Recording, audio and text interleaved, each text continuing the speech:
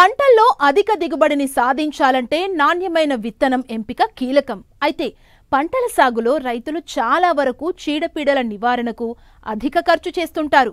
కానీ నివారణ కంటే నిరోధనే మేలని మనకు తెలుసు. అందుకే చీడపీడలు ఆశించాక పురుగు మందులు పిచికారీ చేసి అనవసరమైన ఖర్చులు పెంచుకోవడం కంటే పంట విత్తే ముందు విత్తన శుద్ధి చేసుకోవడం ద్వారా పంట తొలి దశలో వచ్చే చీడపీడల్ని తక్కువ ఖర్చుతో నివారించొచ్చు. ప్రస్తుతం ఖరీఫ్ సాగుకు సిద్ధమవుతున్న రైతులు వివిధ రకాల పంటల్లో విత్తన శుద్ధి ఎలా చేసుకోవాలో తెలియజేస్తున్నారు జమ్మికుంట కృషి విజ్ఞాన కేంద్రం శాస్త్రవేత్త శ్రీనివాస్ రెడ్డి.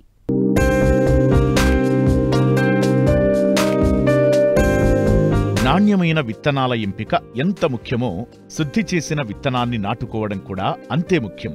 విత్తన శుద్ధి వల్ల విత్తనం నేల ద్వారా వచ్చే పురుగులు, తెగుళ్ల నుండి పంటను కాపాడుకోవచ్చు. కాబట్టి కనిపించని శిలీంధ్రాల బారి నుంచి విత్తనాలను రక్షించుకోవాలంటే విత్తన శుద్ధి ఆవశ్యకత ఎంతో ఉంది.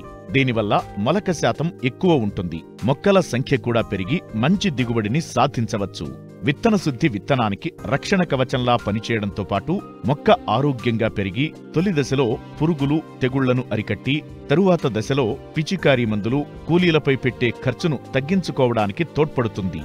పురుగు, తెగులు సోకిన తరువాత పిచికారీ చేసే మందులకు అయ్యే ఖర్చులో 10% మాత్రమే విత్తన శుద్ధికి అవుతుంది.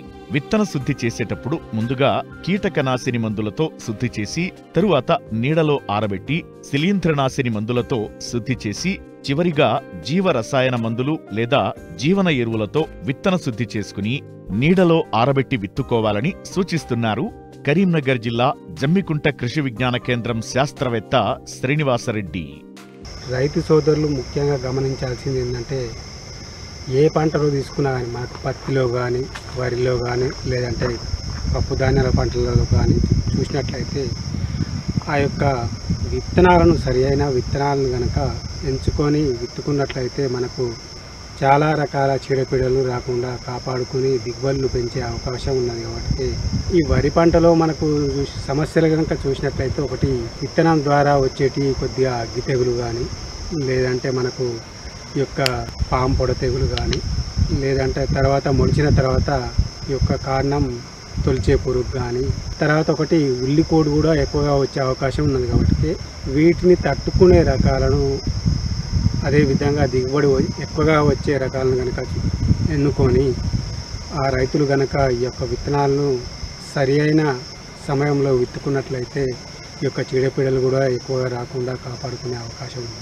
దాంట్లో వరి విత్తనాలను కనుక ఎకరానికి ఒక 25 కిలోలను తీసుకొని వాటిని నానబోసేటప్పుడు ఒకసారి విత్తన శుద్ధి తప్పనిసరిగా చేసుకోవాలి.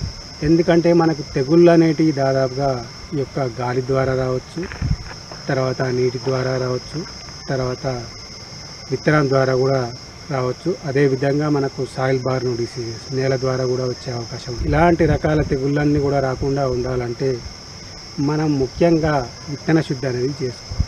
ఈ విత్తన శుద్ధిగా కూడా మనకు మార్కెట్లో లభ్యమయ్యేటువంటి రసాయన మందులతోటి కానీ, లేదంటే జీవన ఎరువులతోటి కానీ, లేదంటే జీవ రసాయనాల ద్వారా కానీ ఈ యొక్క విత్తన శుద్ధి అనేది చేసుకోవచ్చు. ముందుగా మనకు ఈ యొక్క రసాయన మందులు కనుక చూసినట్లయితే కార్బెండిజం మరియు మ్యాంకోజిబ్ కలిసినటువంటి ఈ యొక్క సాఫ్ కానీ, స్ప్రింట్ కానీ, లేదంటే బావిస్టిన్ కానీ, ఈ 3 మందులలో ఏదైనా కానీ విత్తనానికి పట్టించేటప్పుడు ఒక 2 గ్రాములు కనుక కిలో విత్తనానికి కనుక కలిపి విత్తన శుద్ధి చేసుకొని వడ్లు నానబోసేటప్పుడు ఒక 25 కిలోలు ఎకరానికి కనుక వాడినట్లయితే ఒక 50 గ్రాములు కనుక దాంట్లో నీళ్ళల్లోనే కలుపుకొని 24 గంటలు కనుక నానబోసి మండగట్టుకున్నట్లయితే ఈ యొక్క తెగుళ్లను మనం విత్తనం ద్వారా రాకుండా ఒక నెల రోజుల వరకు, అంటే నారు దశలో వరకు కూడా ఎలాంటి తెగుళ్లను కూడా రాకుండా కాపాడుకునే అవకాశం. తర్వాత నారు దశలో వచ్చే ఇంకోటి మనకు ప్రధాన సమస్య ఏంటంటే, వరిలో ఈ యొక్క మొగిపురు యొక్క రెక్కల పురుగులు కానీ ఇవి చాలా తిరుగుతున్నాయని చెప్పేసి చాలామంది కూడా చాలా రకాల మందులను కూడా పిచికారీ చేయడం జరుగుతుంది.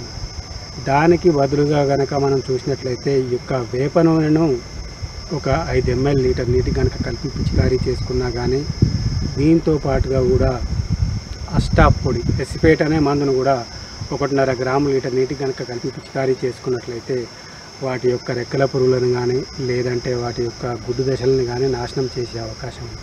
అదేవిధంగా మనం ఈ యొక్క నారు దశలో ఉన్నప్పుడు కూడా గుళికలు కూడా చాలామంది వేస్తూ ఉంటాం.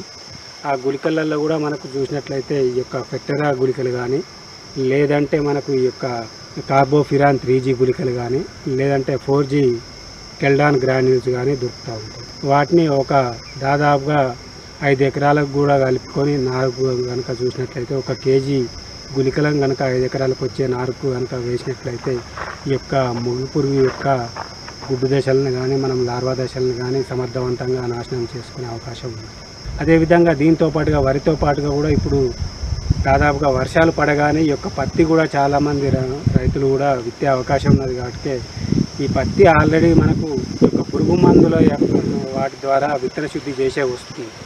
కానీ మనకు ఈ యొక్క తెగుళ్ళు కూడా రాకుండా ఉండాలంటే ఆ యొక్క విత్తన శుద్ధి చేసిన పత్తి గింజలను కూడా మనము ఈ యొక్క సూడోమోనాస్ ఫ్లోరసెన్స్ అనే జీవన రసాయన మందును అనగా ఒక 10 గ్రాములు 1 కిలో విత్తనానికి అంటే దాదాపుగా 2 ప్యాకెట్లకు కనుక కలిపి విత్తన శుద్ధి చేసుకొని ఒక రోజు నీడలో ఆరబెట్టుకొని కనుక విత్తినట్లయితే మనకి యొక్క తెగుళ్ళను కూడా పత్తిలో రాకుండా కాపాడుకునే అవకాశం ఉంది.